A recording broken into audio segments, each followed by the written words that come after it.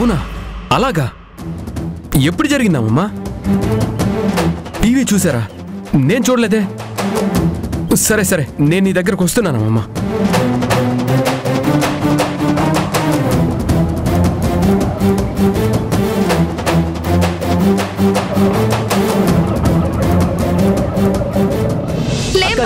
అమ్మ ధరణి, అమ్మ ధరణి, అక్క, బంగారు తల్లి, అక్క ఏమైంది అక్క? అమ్మ ధరణి, అక్క, అక్క లేక, అక్క అమ్మ ధరణి, లేక, లేక, బంగారు తల్లి, అక్క, బంగారు తల్లి, అక్క లేక.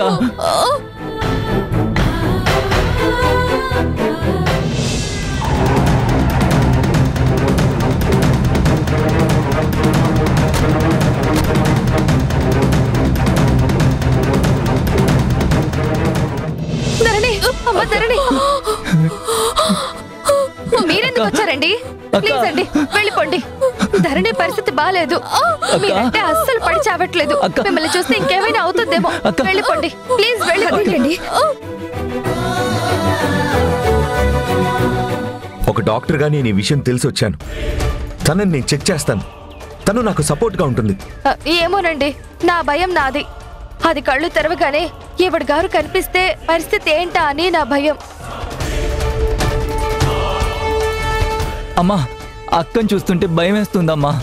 గుణగారు, మీరు టైంకి వచ్చినందుకు చాలా థ్యాంక్స్ అండి. రండి, వచ్చి అక్కని చెక్ చేయండి. ధరణి, ధరణి, పక్కకు తప్పుకోండి. బాలు, నీ ఫోన్ నెంబర్కి నేను ఒక మెడిసిన్ మెసేజ్ చేస్తాను. అర్జెంట్గా తీసుకోలేదు.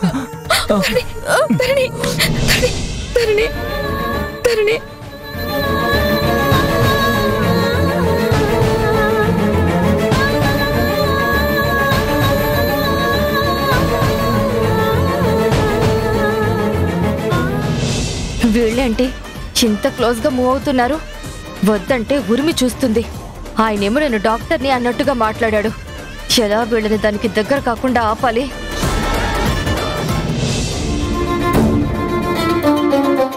నీకేం కాదు ధరణి. ఇదిగోండి. ఇచ్చావా?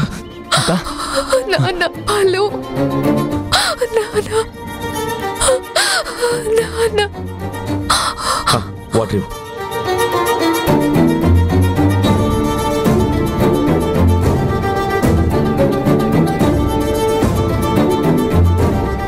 నీకేం కాదు ధరణి. రిలాక్స్. యాక్సిడెంట్ టీవీలో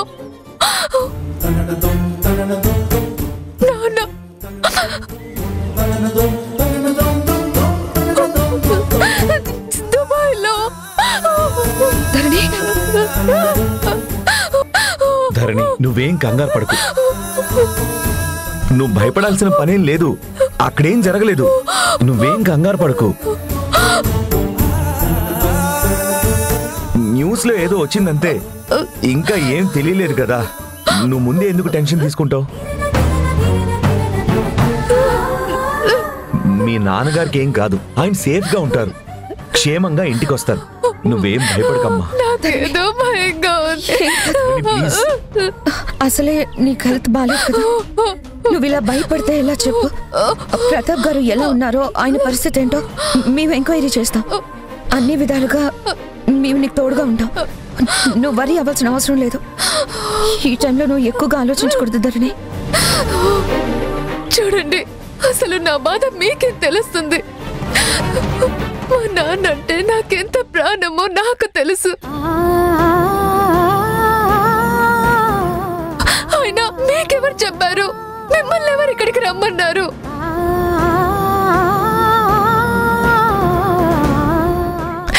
అసలే మా టెన్షన్ లో మేముంటే మీరు వచ్చి ఒక పక్క టెన్షన్ పెడుతూనే మరో పక్క ధైర్యం చెప్తున్నట్టు నటిస్తున్నారా? మీ ఓదార్పు నాకేం అవసరం లేదు. ఏరా బాలు, నువ్వు ఫోన్ చేసి ఏమైనా రమ్మన్నావా?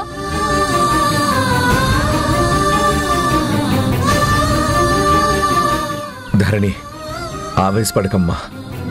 తనకి తానుగా ఏం రాలేదు, నేనే తీసుకొచ్చాను.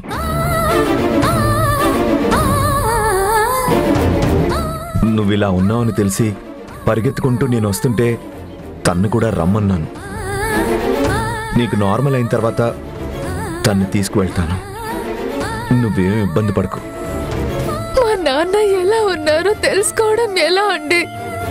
మా నాన్న ఎక్కడ ఉన్నారో ఎలా ఉన్నారో నాకు ఎలా తెలుస్తుంది?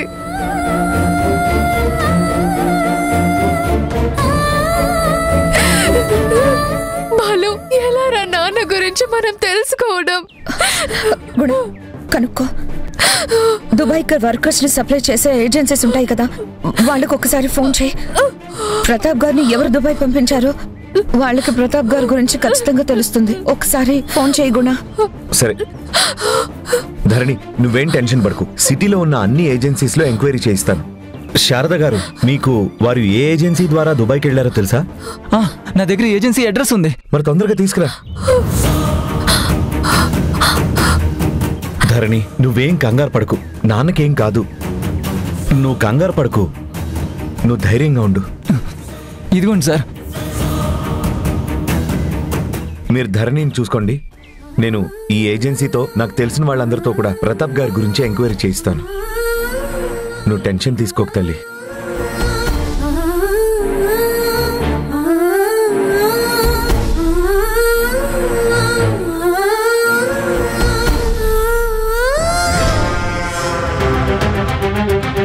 అర్జెంటుగా శక్తికి కాల్ చెయ్యాలి.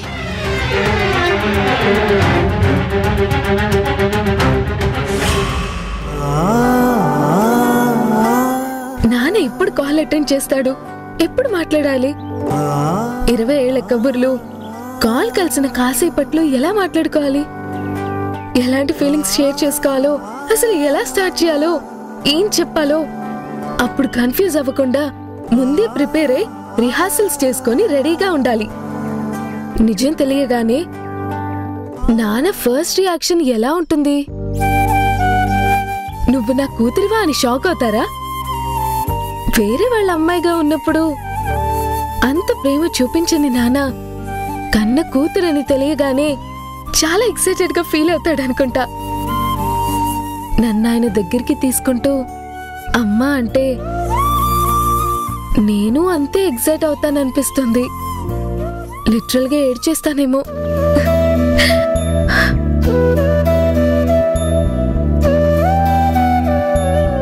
మధు,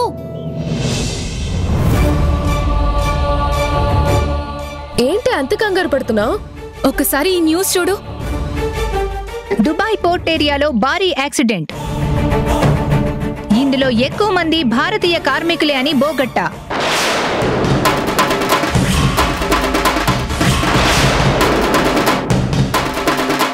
క్షతగాత్రుల్ని ఆసుపత్రికి తరలిస్తున్నారు. ఇక్కడ పరిస్థితి మెరుగుపడితే గాని వాస్తవాలు వెలుగులోకి వచ్చేటట్టు లేవు.